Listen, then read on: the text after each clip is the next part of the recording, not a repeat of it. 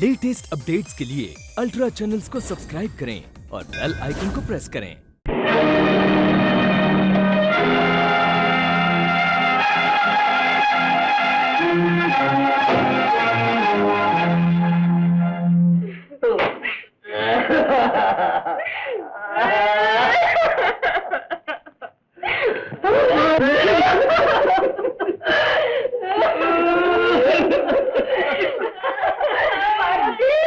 समझी जी, ये कैसा पहाड़ टूट पड़ा?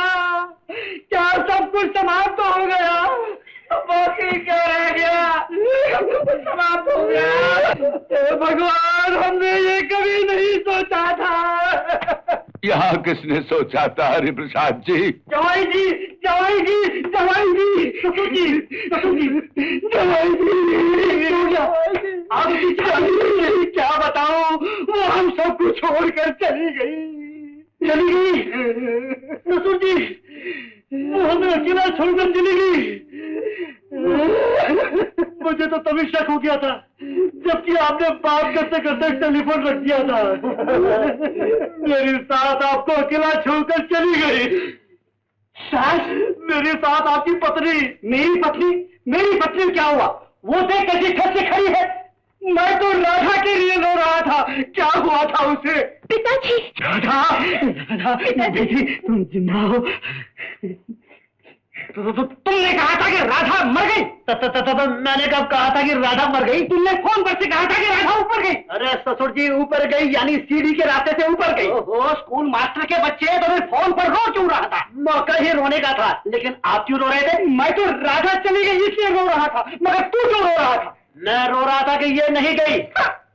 लेकिन आपने यहाँ आने का कष्ट कैसे किया? तुमको नहीं बताऊंगा। तो जाइए स्कूल मास्टर को बताइए। हाँ हाँ, तुम्हारे बाप को बताऊंगा। क्या समझा?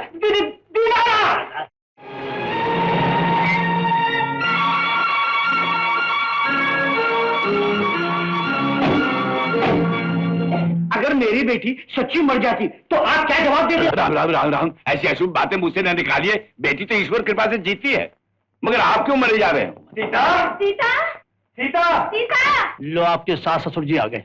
ये कैसे आ टपके यहाँ? लीजिए, समझी नंबर 2 भी आ गए। आइए आइए, पधारिए। सब शुभ शांति है ना? बताओ। हाँ हाँ, बताओ बताओ। कब? कल। सीता, सीधा। पिताजी, बेटी, पिताजी, बेटी, बेटी, ये सब क्या हो गया बेटी? बेटी पहले ये तार देख, इसका मतलब क्या है? तार? अच्छा, तो नौबत यहाँ तक पहुँच गई। अरे रोती क्यों है तू बेटी? मेरे भविष्य का फैसला करने वाली वो कौन होती है माँ? वो है कौन बेटी? वही सिनेमा स्टार शीला। शीला?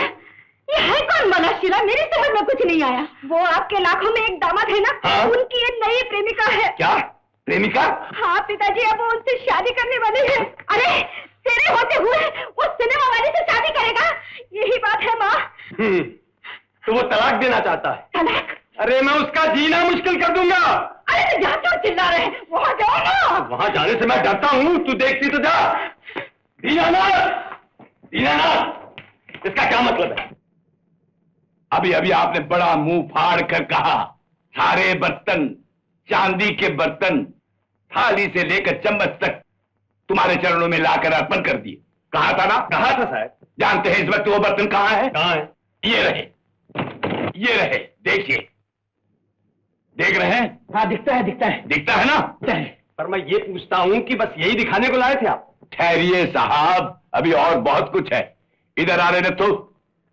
ये इस नौकर के हाथ आपकी लाड़लियां, ये तमाम बर्तन साहूकार के पास गिरवी रखने भेज रही थी। ये लाकर मुझे देता रहा, पैसे मुझसे लेता रहा। क्यों रे, ठीक है कि नहीं? सच है मालिक, सच है। सच है ना? सुन लिया?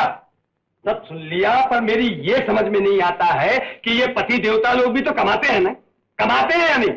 तो फिर ये बर्तन गिरवी रखने की नौबत क्यों आई? ये सवाल मुझसे नहीं, अपनी लाड़लियों से पूछिए। आइए आइए, इस बात का भी फैसला हो जाए। आइए आइए।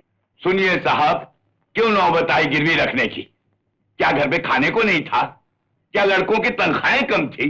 मैं पूछता हूं, एक घर में 4-4 रेडियो चाहिए क्या? बाजार से सोफा सेट किराए पर लाए जाते हैं। मैं पूछता हूं, ये ठीक बात है? जेवरों से लाद रखी है बहुरानियां मैंने। मैं मामूली हैसियत का आदमी सही, लेकिन असली सोने से लाद रखी है। इस पर भी मांग कर वो हीरे की हार पहनती है। झूठी शान बगाड़ने के लिए सत्यानाश कर दिया आपकी बेटियों ने, सत्यानाश कर दिया। अब ये टेलीफोन जानते हैं ये कैसे लाया गया? ये कह के कि मैं बीमार हूं, मर रहा हूं। और किस लिए लाया गया? उस सिनेमा की छोकरी से बातें करने के लिए। बहुत जरूरी था ना ये बातें करना? क्यों वकील साहब, बगले क्या झांक रहे हैं? बड़ी जरूरत कर रहे थे उस समय। बोलिए ना, पूछिए ना उनसे। आओ बिटियो, कहाँ हो? आओ। वहां क्या भीगी बिल्लियों की तरह आके मिचमिचा रही हो? वो हीरे की हार की चोरी से लेकर वो सारा दिन बच्चों को घर में भूखा छोड़कर वो मेम साहब के साथ सैर सपाटे में लगे रहना। आओ बयान करो। वो गलतियां तो हमने पहले ही कबूल कर ली, मगर इस गड़बड़ घोटाले के लिए हम जिम्मेदार नहीं। तो हम हैं? हाँ, तुम ही हो, नहीं तो ये गुमनामी चिट्ठी क्यों आती? क्या कहा? गुमनाम चिट्ठी? हाँ पिताजी, इसे पढ़िए, सब समझ जाएंगे। पढ़िए पिताजी। आप भी पढ़िए। हाँ। कैसी फूटी किस्मत! अखबार में छपना क्या काफी नहीं था, ये गुमनाम चिट्ठी भी ऊपर से। सारा शहर हंस रहा है। भाई साहब, सारा शहर क्या, दुनिया हंस रही है, दुनिया।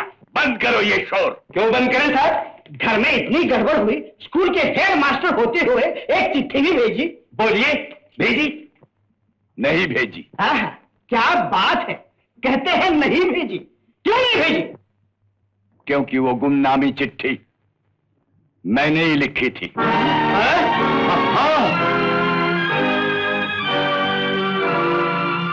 नहीं, अब झूठ मूठ कह रही है। हाँ, हमें बहलाने के लिए बात बना रहे हैं। यूं ही कह रहे हैं ताकि बात यहीं दब जाए। हाँ।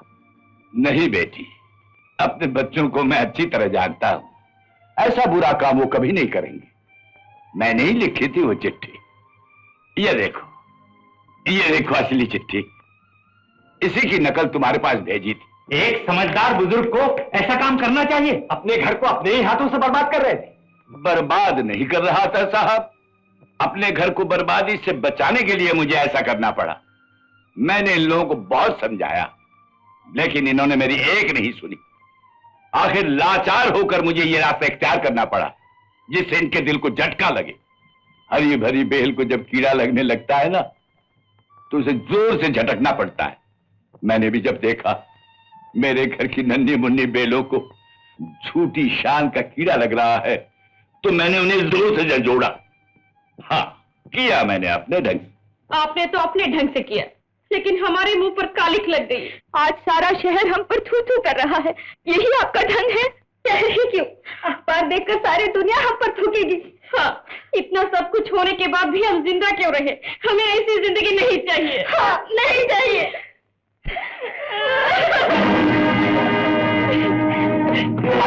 मेरी बात सुनो।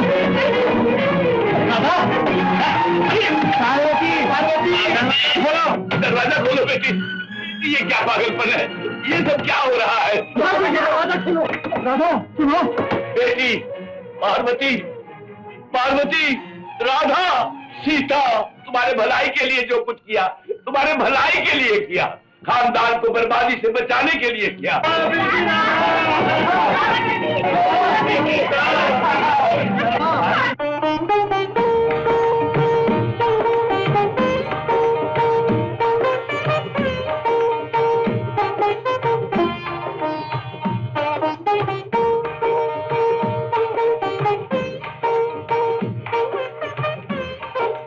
हमारी आंखें खुल गई पिताजी।